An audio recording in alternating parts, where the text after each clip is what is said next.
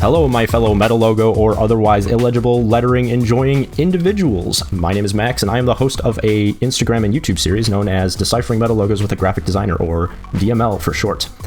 Since the beginning of this series, I have been rating metal logos according to difficulty on a scale of 1 to 5. I've been hinting at a more concrete system for obtaining ratings, and that's exactly what I wanted to share with you all today. This video is intended to present this as more of a work in progress in hopes that I will receive some constructive criticism and feedback that will alter the course of this project for the better. So, in case you are unfamiliar with this interface, we are currently looking at a Google Sheet, which is the Google equivalent of Excel, if that makes any more sense to you. So we have 5 columns, and a little box up here that says select attributes. I'll go through each one of these in order. An attribute is some characteristic of the metal logo that contributes to its either legibility or illegibility. The spreadsheet is built in relation to illegibility, so that means that a higher point value corresponds to a higher level of difficulty or a higher level of illegibility. We have 4 subsections, including language, letters, typography, and visual treatment. I would like to try to separate these more clearly or provide some more specificity so that the attributes contained within each of them actually make sense. That's something I'll do somewhere down the line. Right now, I just want to get something on the table. Next to that is a column that currently reads 0. This is where you will go through and check off any attributes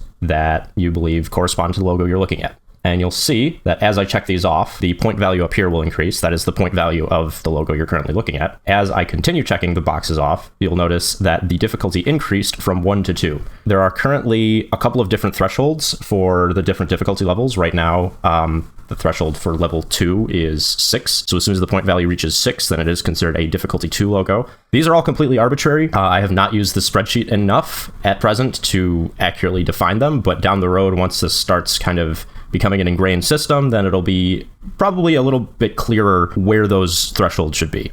The column next to that currently reads 32 at the top and value. So the value here lists what each of these attributes is worth as far as point values. Right now, they're all only worth either 1 or 2. I would like to experiment with a system that incorporates character count and or word count as a sort of multiplier, so that band names like Zavleg are rightly considered more difficult than other bands like Hog Slammer or Sanguisugabog or what have you. The top of each section heading lists the total possible points that you can obtain from each section. 32, listed all the way at the top, is the total amount of points possible in general. The examples column should be pretty straightforward. It provides examples of bands to which some of these attributes might be relevant. I don't have examples for all of the attributes just yet, but these are either example band logos that I thought of after coming up with the attribute, or the entire reason the attribute is included in this rubric to begin with. And further along is the description column. Again, pretty self-explanatory and also very incomplete at its current state.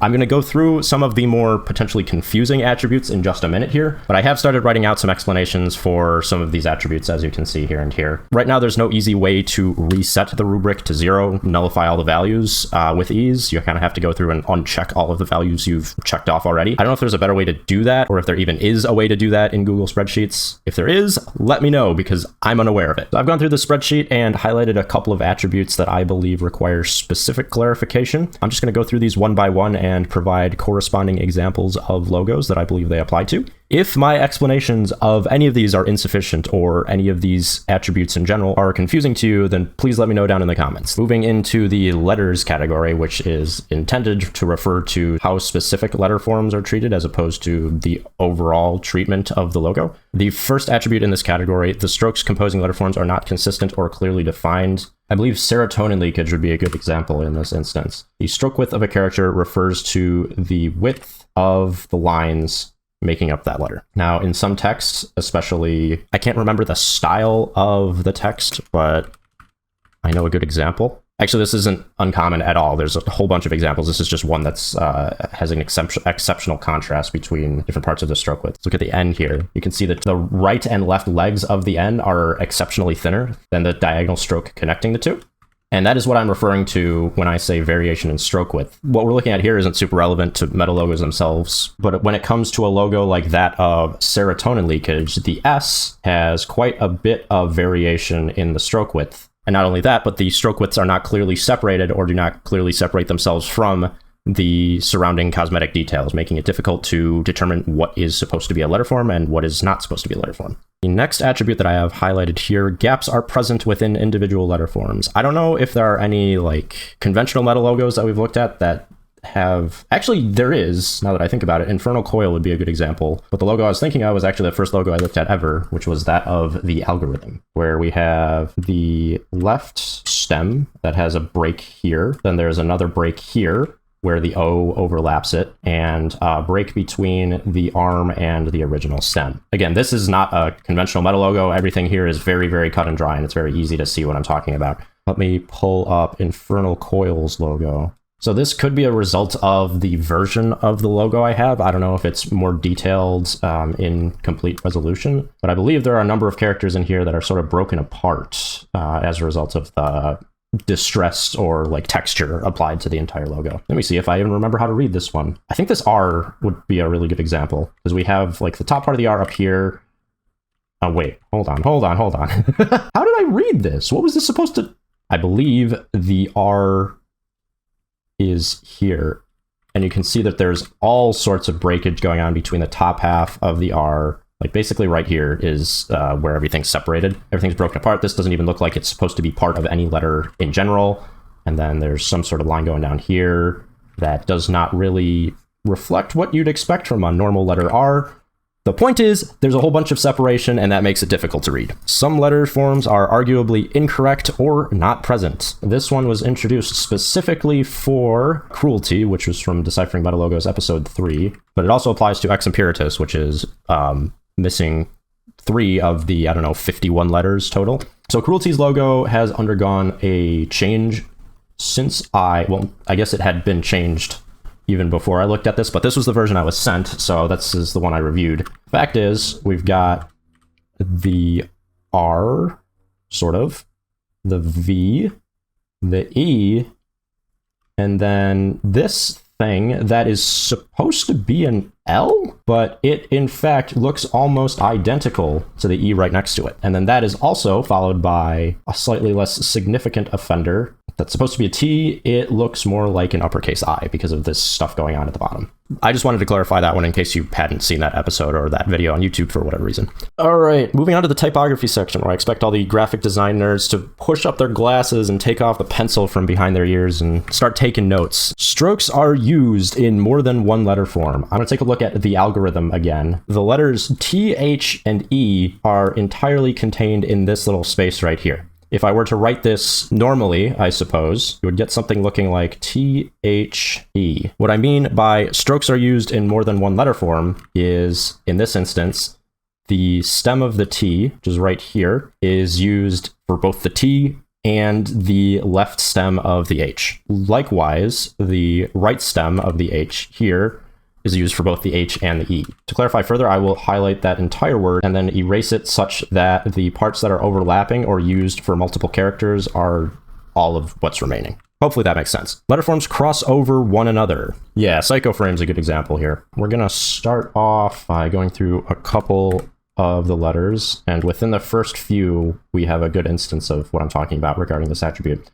There's the P, we have the S that goes down here, and then the Y starting very thin up top here and then leading down and crossing over the S. I think there are a couple of other examples here. H, that once again crosses over the C. So yeah, 2 pretty blatant instances of letters crossing over one another that will inhibit legibility, no doubt. The last attribute in this section, letter forms are attached to one another. I think Revocation's logo should work for this one. So the only reason this is different from letter forms crossing over one another is that the letter forms don't cross over one another. So I don't think this has as much of an effect on legibility as strokes being used in more than one letter form or letter forms crossing over one another, because the letters are still mostly distinct, but they are coming in contact with one another, which might make you think that one part of one letter is actually part of another letter, and so on and so forth. You can think of this attribute sort of like cursive, where the letters are physically connected,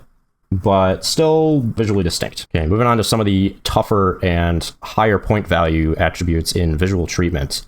Logo is functionally asymmetrical. I think the only logo that we've looked at that this actually applies to is Infernal Coil. You might look at this logo and expect it to be either one line of text that's really stretched out, or two lines of text stacked on top of each other, just based on the composition. It is, in fact, two lines of text stacked on top of one another, but not as you would expect. So pardon my haphazardly filled in letter forms here, but essentially, instead of the two parallel lines of text that are very commonly present in many metal logos with more than one word, it's sort of like one line of text is diagonal and the second is a much smaller line to the bottom right of that. That's what I mean by functionally asymmetrical. So the logo itself is structurally symmetrical, but the way the words are integrated into that space is not symmetrical. Okay, cosmetics attached to letter forms. I think this is pretty relevant for all of the logos we've looked at because that's how you make metal logos, is stylizing text. But I just wanted to highlight what I'm talking about specifically. So the H we have in Hog Slammer really only needs to be defined by this right here, I suppose. In fact, you can even cut some of this off and still consider it a functional letter. But then there are all sorts of other things that surround it that are attached. I wouldn't consider them to be overlapping the form, that are either not necessary to define the form, such as this line right here that you could see as a sort of continuation of the center crossbar, or as a simple distraction for what the letter is supposed to say. So there's like I'm going to try to highlight this a little more clearly. There's a connection here, all sorts of stuff going on the left side.